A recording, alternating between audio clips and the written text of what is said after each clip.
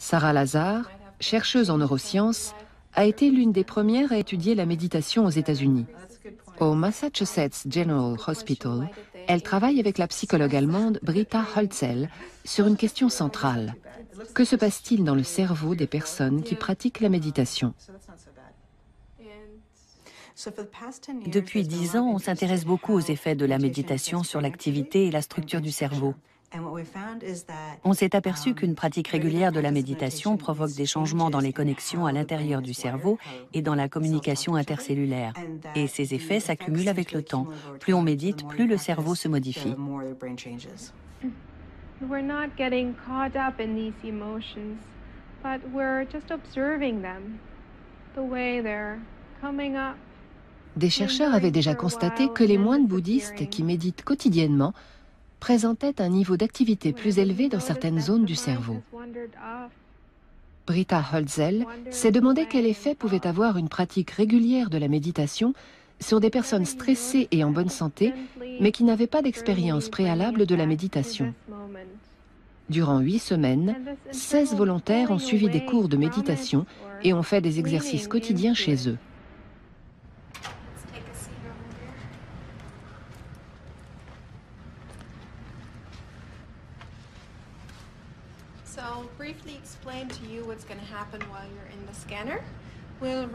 Avant et après cette série de cours, les participants ont rempli des questionnaires sur leur degré de stress.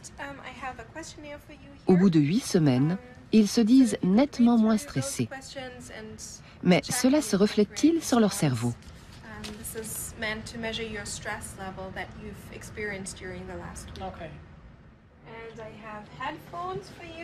L'imagerie par résonance magnétique, ou IRM, révèle des résultats étonnants. Ceci est un simple appareil test qui vise à préparer le volontaire à la séance d'IRM. Les chercheuses ont montré qu'en 8 semaines, la pratique de la méditation avait modifié la structure de certaines zones du cerveau chez les volontaires. On a fait des examens avant et après la formation à la méditation. Et on s'est rendu compte que l'épaisseur de la matière grise avait augmenté dans certaines régions du cerveau, comme l'hippocampe ici.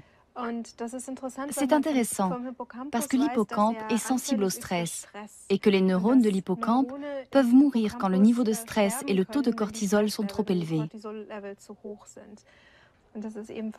La plasticité du cerveau est vraiment fascinante. Les changements intervenus à cause d'un stress sont donc réversibles. Et la matière grise semble se reconstituer. Le stress a visiblement été balayé hors du cerveau, hors de la région chargée de la mémoire et de l'apprentissage. Deux fonctions particulièrement sensibles au stress. Mais pour Britta Holzel, les bienfaits de la méditation vont plus loin.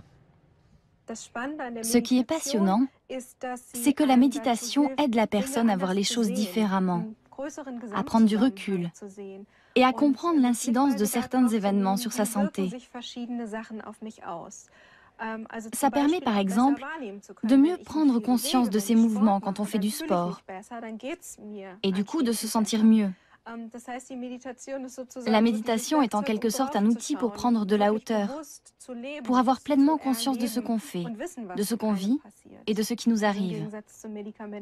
Contrairement au traitement médicamenteux, elle offre au sujet la possibilité de contribuer à son propre bien-être.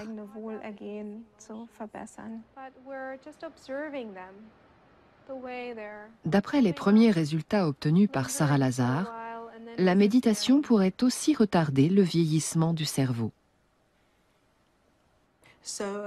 Nos travaux n'en sont qu'à leur début.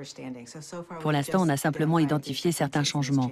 Il faut mener d'autres études pour voir si la méditation freine vraiment le vieillissement. Et si tous les facteurs liés au vieillissement se trouvent ralentis, ou seulement certains d'entre eux.